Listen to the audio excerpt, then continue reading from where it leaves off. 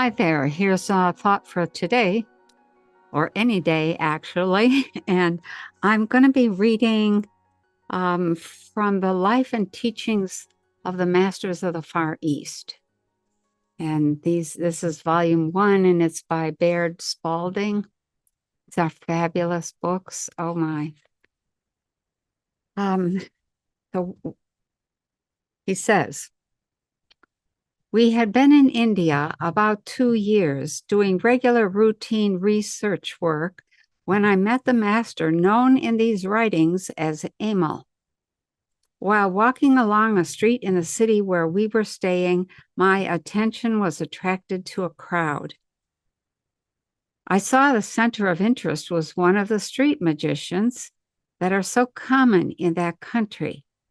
As I stood there, I noticed beside me an elderly man who was not of the same caste as those around him. He looked at me and asked if I had been long in India.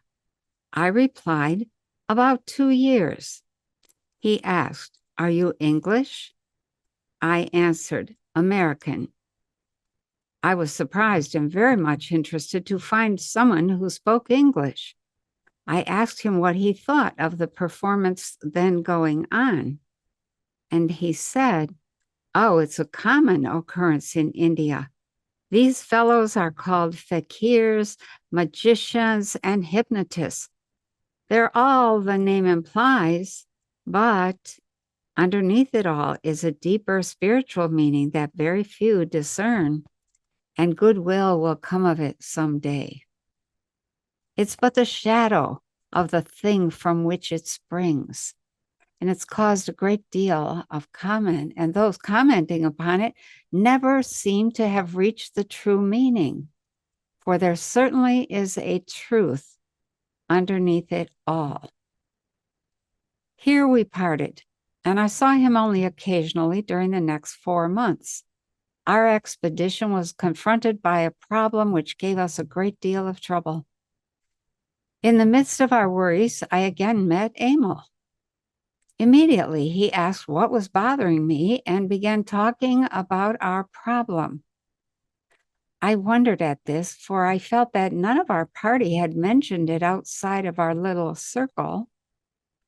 But his familiarity with the situation was such that I felt the whole matter was already known to him. He explained that he had a certain insight into the affair and that he would endeavor to help. Within a day or two, the matter was cleared up, leaving us without a problem. We wondered at this, but with other things to occupy our time, we soon forgot. As other problems came up, it became a habit with me to talk them over with Emil. It seemed that as soon as I discussed our troubles with him, they would cease to exist. My associates had met and talked with Emil, but I had said little to them about him. By this time, I had read a number of books on Hindu lore selected by Emil, and I was fully convinced that he was one of the adepts. My curiosity was keenly aroused, and I was becoming more deeply interested every day. One Sunday afternoon, Emil and I were walking in a field when he called my attention to a pigeon circling overhead and casually remarked that the bird was looking for him. He then stood perfectly still, and in a few moments the bird alighted on his outstretched arm. He said that the bird had a message from his brother in the north.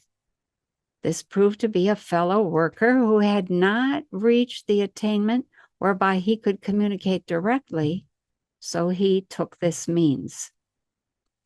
We later found that the masters are able to communicate with each other instantly by thought transference, or as they call it, a force much more subtle than either electricity or wireless.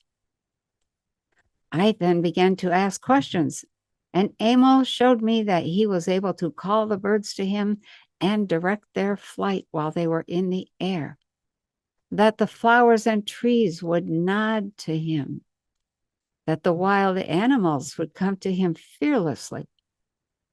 He parted two jackals that were fighting over the body of a smaller animal they had killed and were feeding upon. When he approached them, they stopped fighting, and they put their heads in his outstretched hands in perfect trust. And then they resumed their meal in quiet. He even gave me one of the young wild creatures to hold in my hands.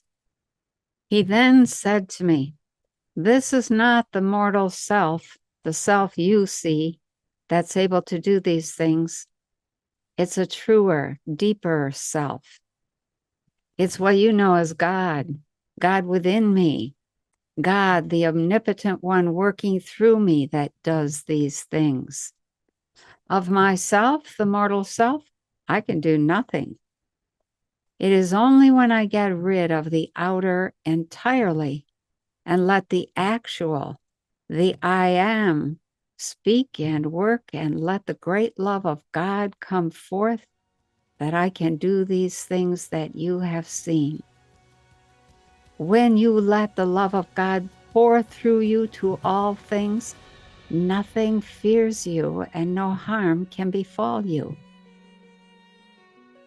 And have a great day.